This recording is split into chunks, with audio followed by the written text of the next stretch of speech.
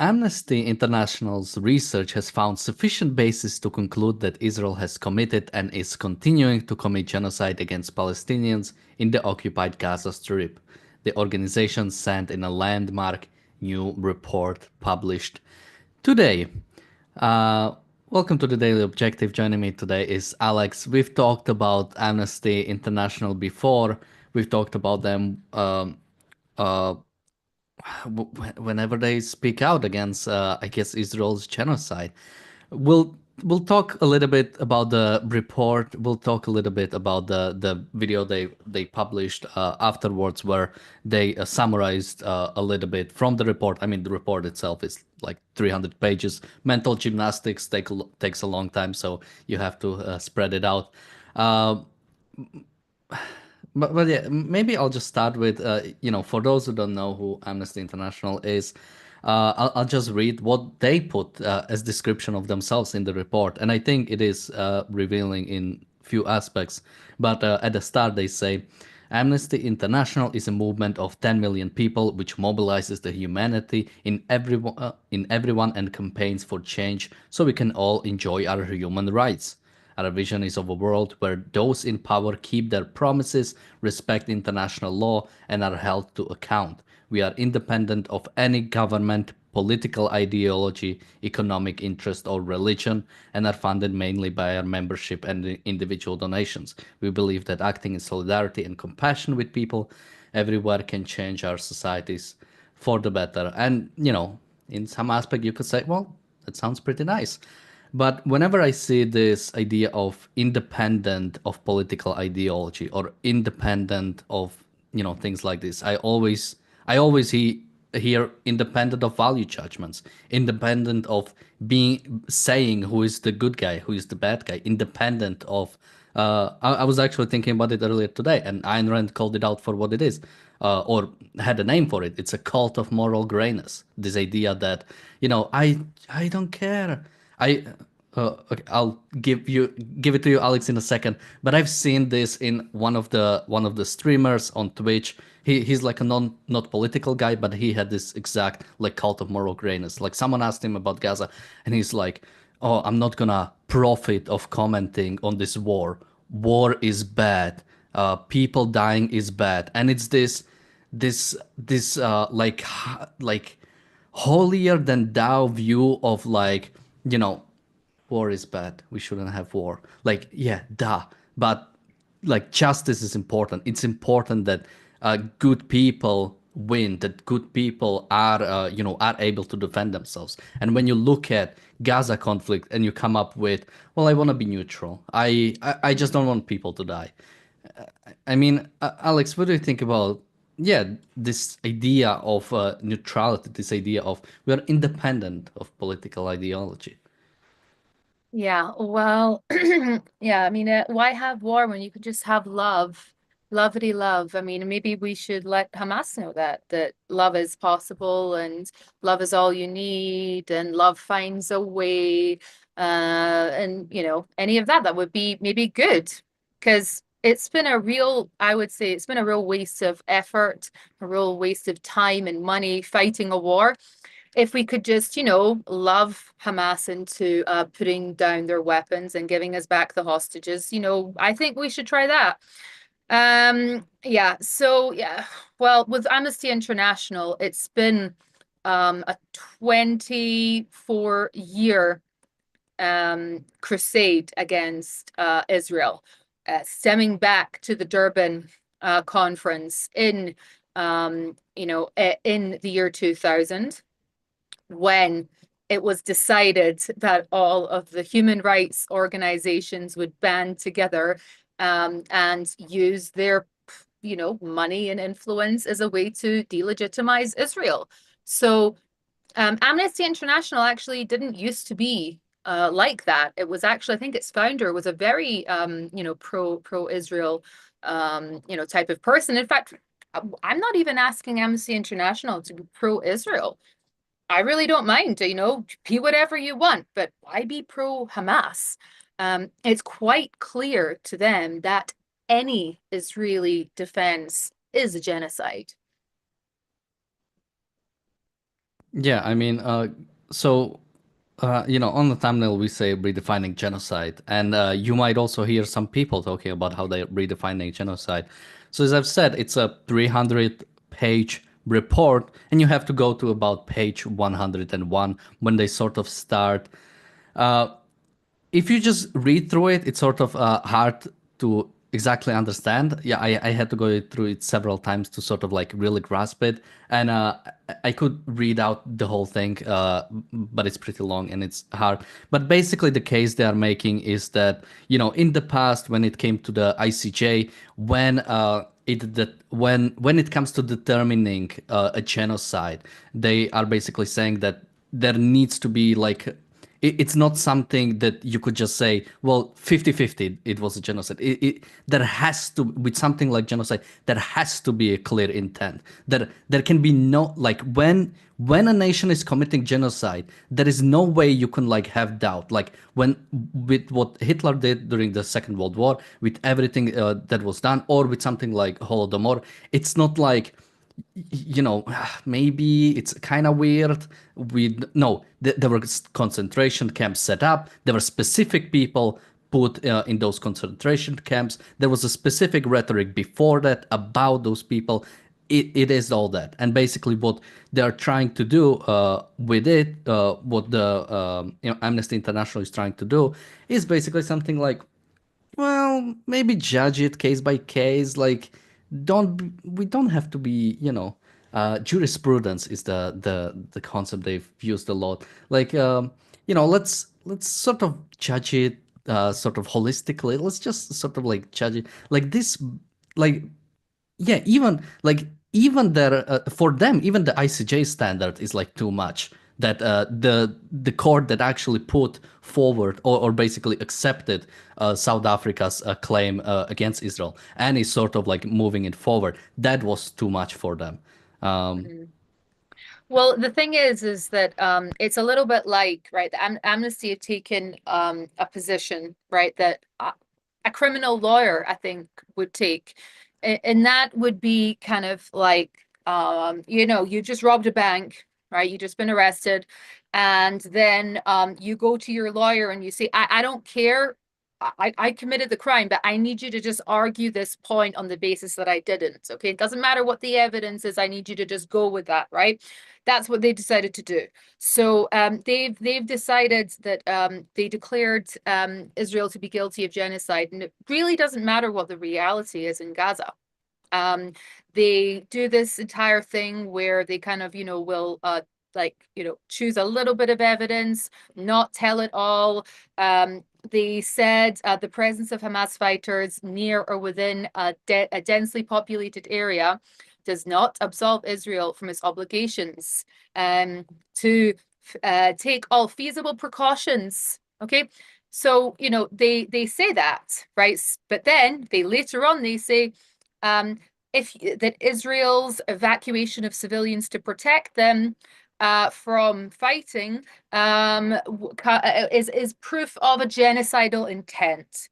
Okay, so when you're fighting asymmetric warfare, as Israel is, and you actually it's genocide whether or not you attack them as Hamas is embedded inside of the school filled with children. Okay, that's genocide, but it's also genocide to move them. Okay. And even before that, they were also arguing that it was genocide, even for Israel to like check food and check supplies that were going into Gaza. So it's just and they even at one point they say and this is in a previous declaration they declared that the apartheid against the Palestinians started in 1948 with the creation of a Jewish state, and that no state has to be no state has to they said as well that we're opposed to the idea, and I think this is an existential part of the debate, that Israel should be preserved as a state for the Jewish people. So against everything, even the idea, right? Even the idea of Israel, they're against. Yeah, let me just quickly read out the super chats. We have a super chat from, or a super sticker rather, from Jonathan. Thank you so much. Super sticker from Bonnie. Thank you. From Jonathan again. Thank you. From Gail. Thank you so much. From Jonathan again. Thank you so much. And from PC, he says they are a nonsense group. And yeah, I was telling about this to Alex before we went live, because yeah, these are like supposedly legitimate organizations, supposedly like, real sort of like fighting for human rights, as they call it, like everywhere. And whenever something like this happens, because this is like so blatant, and whenever I see Uh-huh. this happen, I feel Yeah. like it's a Russian psyop. Like Hmm. the amount of like when this starts happening, basically, for those who don't know, the sort of the way Russian misinformation works is you put out so much information, or you put out some things are true, some things are false, some things you don't know, that you basically give up and say, okay, I just cannot deal with it. Yeah. And yeah, it's like this with Amnesty International. Like now I'm doubting like every single thing they did before. I mean, when something like this goes through, then what facts, or like what standard can you have for anything else they said? And just quickly, because someone said, I bet they don't mention the hostages once. Well, they do. They mention them at a page 300 when they call. They actually, they call to. They have at the end they have like recommendations, or like proposals, or things they are asking from certain groups. And of course, they are asking Israel the most, but they're asking few things from Hamas. They are asking Hamas for immediate and unconditional release of civilian hostages. You Mm. can keep the IDF. Yeah, Hamas, keep the IDF. I mean, you guys are basically the good guys here. But, so we appease these Zionists, so we appease these people who are trying to genocide you, at least release the civilians. We'll get them Hmm. later. We'll get them in the long Hmm. term. I mean, again, like, this is not like, it takes less effort to just say hostages. Why would you ever specify civilian hostages in such a scenario where you're already where you're already like so much into it? I mean, that's why it's so blatant, and it's so like clear. Yeah. Well, I mean, how on earth could you possibly have a 2,500 word document and not mention the fact that Hamas uses civilian infrastructure? You're supposed to be this, I mean, it's obviously bogus, right? But you're supposed to be this objective, or this, eyes are blind to justice kind of people. You're supposed to be just commenting on the truth, right? And you fail to omit this kind, you omit this type of so integral to the entire story. It is literally like Russian disinformation. It's a little bit like if you were trying to tell the story of the Russia-Ukraine war, and you left Putin out of the whole thing. Everything, that a lot of things just don't make sense. Yeah, I mean, I'm loading up how many times they mention hostages. So they did mention hostages 50 times, and they Oh. mentioned the word genocide 300. Wait, it's still loading. 350. I Mm-hmm. only have like half the thing loaded, so probably Yeah. 800 to 1,000 times. But let's watch a little bit from the actual video, because I, I mean, there's so much to say that we won't even have time for that. But let's listen at least a bit. אנחנו מטילים מצור מוחלט על העיר עזה. אין חשמל, אין מזון, אין מים, אין דלק. הכל סגור. אנחנו נלחמים בחיות אדם ואנחנו נוהגים בהתאם. For over a year, we've witnessed utter carnage unfolding right before our eyes in the occupied Gaza Strip with no end in sight. Many have described this carnage as the first live-stream genocide, day after day. What has your government done to prevent this genocide? What have your political leaders done? What are they doing now? So already it's starting with, the Galan statement. I believe that was not that long after October 7th. I found it kind of funny that they started with saying, you might find some images disturbing, and first picture is a picture of a Jew, so probably most people watching it did Right. completely find it disturbing.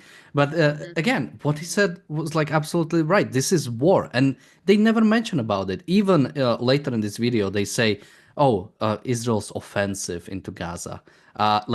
Call it for it's war. And that's why they're trying to redefine it. They're trying to change how this works. That's why they always say it's occupied Gaza. Occupied by who? But I mean, Alex. Well, it's very, very, yeah. So imagine also starting that out by not mentioning October 7th, right? So you would just think that, Gallant is just giving this, not they didn't have any visual of that, right? And they conveniently also don't have any visual, as far as I can remember, of fighters. So you would just think that there's no fighters there in Gaza, right? That there aren't anybody who's actually using civilian infrastructure for any type of, military combat, that there's none. In fact, there's only women and children that live in Gaza. There's no men. Maybe even the October 7th was done by, babies, right? Maybe October 7th was committed by little 3-year-old children, right? Because you would think that if you don't see a picture of a jihadi, which is not difficult to see in Gaza. It's really not. It's not hard to see a guy with an RPG, right? Or to see even a guy with a Kalashnikov. Why not even see that? But it's so interesting because they started criticizing Israel already by on October 7th, right? So they said so they basically started talking about already on October 7th. Well, we need to look at the the wider context. And then they said civilians will continue. Sorry, go ahead. Let me just quickly jump in on that, because for those who why it's really disturbing when people already call it out on October 7th. Like, it took few days before there were no Hamas members, there were no Palestinians who broke into Israel. It took a few days to clear all of them out. So they are saying this but people are still getting killed. The hostages are probably not even back in Gaza yet. The hostages that might still be in Gaza right now might have still been in Israel at that point. Like, that's what's like really disturbing. Yeah, I mean, they even go on to say that the reason for October 7th was the blockade, right? Which is very interesting. So, okay, so it's illegal to have a border between us and these people, okay? But then, by the way, this would most likely justify Cuba's. If Cuba wants to attack Miami, they can, because America has embargo on Cuba. Right.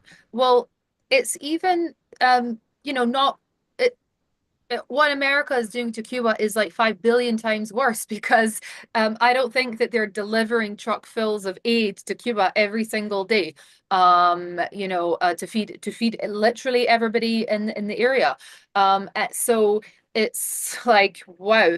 But even then, they're just constantly, absolutely constantly, it's constant. It's the reason that it happened. It's because of the genocide and apartheid, which Israel commits by existing, as they already said, right? That's when the apartheid started, right? So when did the genocide start? They would say probably at 1948 as well. They would say maybe even before, because you had fighting that would go, maybe a fist fight that might happen would be also like a genocide. It just depends really on who's going to be committing it. But remember as well that Amnesty and all these kind of bogus human rights organizations, in order to continue to get their funding, okay, from whether that's from governments in the EU, or whether that's from individuals who still think that they are trying to get rid of the death penalty or something, that that you have to continue to make these more bombastic claims to justify the existence of your BS human rights organization, okay? Because they've not managed to achieve anything. They just release these reports criticizing democracies. They could open up a litigation in Israel if they want against anybody they want. Anybody they would like to do. They can use because you can do that in Israel, right? And they will be very sympathetic, I would say, to your claims because of the configuration of the courts. But they don't want to do that, right? All they want to do is just continue because they know they would lose. It's much easier just to write this, Soviet-style propaganda to justify your existence. Yeah, let's watch a bit more. Israel has been waging an ongoing and devastating offensive on the occupied Gaza Strip. More than 43,000 Palestinians have been killed and tens of thousands injured, nearly 2 million displaced, neighborhoods flattened, aid and life-saving supplies restricted, all sparking an unprecedented humanitarian catastrophe. The term genocide has increasingly been used to describe Israel's conduct in Gaza, but how can we assess whether what is happening is actually genocide? Yeah, I mean, again, just the start of it. Israel has been waging an ongoing and devastating offensive on occupied Gaza Strip, and I mentioned it earlier. Occupied by whom? Are they saying it's occupied by Hamas? Is that the implication? How can you both like occupy something and be at war with it? Like I cannot grasp this use of language. And yeah, again, not showing a single Hamas militant, not showing a single Palestinian Jihad member, not showing a single terrorist, a single Palestinian, actively holding the hostages.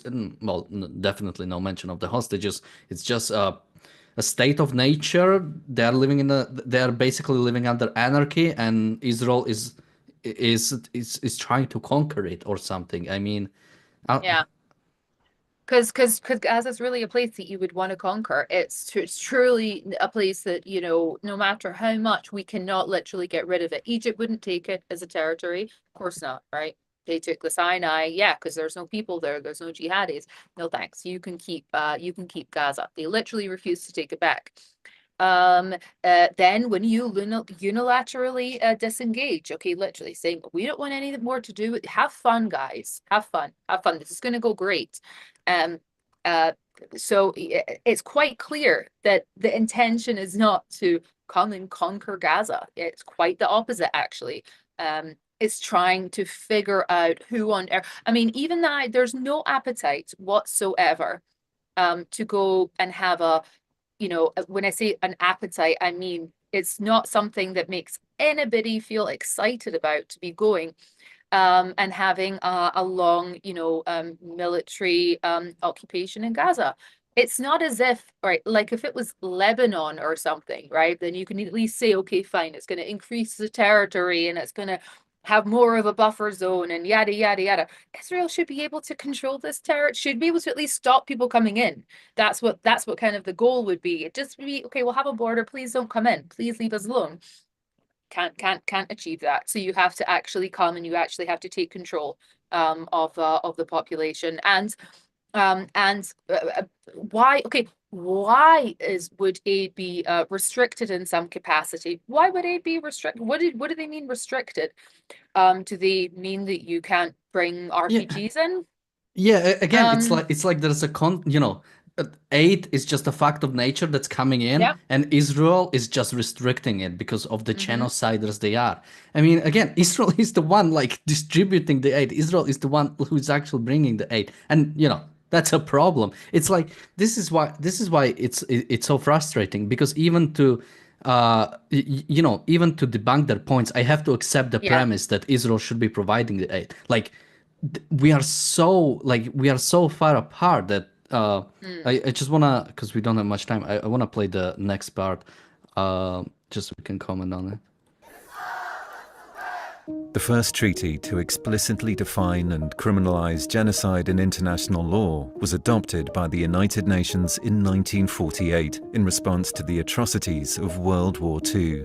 To prove Yeah, I just wanted to comment on that specific part. The atrocities committed during World War II, for the I bet the guy was like a, he was probably maybe like just a what you call them, like a temp worker. So he said, the Holocaust of the Jews, and it's like, are you crazy? Don't you dare mention that actually it was the Jews who were committed atrocities. Just say atrocities happening during World War II. I mean, again, Genocide Convention was specifically created to describe what like Hitler has done, the Holocaust specifically for the Jews. I mean, there were many other groups, of course, which like shouldn't be Yeah. forgotten, but Jews were the main group that was targeted, the biggest group that was eliminated. And yeah, it's so conveniently you can just they take their time to mention civilians when it comes to releasing the hostages, but adding atrocities of Jews would it would just make the video too long. Yeah, and then what happened after, 1948, right? Which is the year of the genocidal thing, whatever it is. Was it the state of Israel was founded? The state that you think is, that started committing apartheid on day one. Okay, so this is actually an attempt to co-opt the Holocaust, because these human rights organizations, yada yada yada, they only exist. They don't exist to actually do anything against like they can't do anything. How on earth could they possibly do anything in Syria, right? They have to negotiate with Bashar al-Assad or with ISIS or with the al-Nusra brigades, right? You can't do that. It's too much work. Okay, much easier to write your BS 300-page essay about Israel and to get your checks to keep your, to say we're really doing something. We really, really are. They want to co-opt it. They want to co-opt it. They want to reimagine it in their own image. Because obviously everybody knows what happened to the Jews during the Holocaust was really, really bad, but what's happening to the Palestinians is far worse, obviously, duh. And that's why you have to keep giving me your money, please, so that I can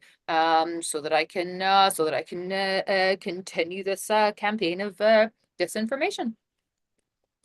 Yeah, and you could say, well, it's hard to get into Syria. It's hard to like fight for those people. We're just taking the easy road out.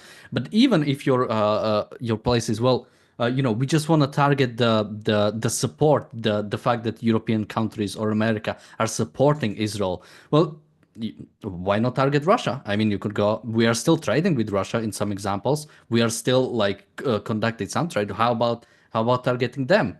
Again, this like specific focus again and again on like Israel is as I always say, I think it's quite revealing. I mean, this is not the first time they try to like redefine terms to basically accuse Israel of doing something. I mean, they did the same thing with apartheid. We're getting more bold. We're getting bolder and bolder and bolder and bolder. Yeah, and even they say, well, what is genocide? It's that thing that you're claiming the Jews are doing. Don't you know what it is yet? So you don't know what it is, and yet they're doing it. Okay. Yeah, so I feel like there's we ran out of time, but I feel like there's another video or another. We could probably just talk about Amnesty International alone. Yeah. But we have the reality show coming up. Wow, this went through really quickly. I just want to say, Yeah. Chandler in the chat is accusing me of hitting the yada yada lottery today, and it's not true. I have a lot more yet to give, okay, to all of you. I don't think he was referring to you. But Definitely was. as I said, we are continuing this on the reality show. We'll be talking about a different channel or a different organization. Again, basically accusing Jews of all the faults in the world. We'll be talking about how Channel 4 reports in solidarity with Hamas, because that's that's what they seem to do. I mean, it's hard to describe it as anything else. Alex, thank you for joining me today. Thank you everybody for watching. We'll see you on the reality show in just a bit or so. Thank you and bye-bye.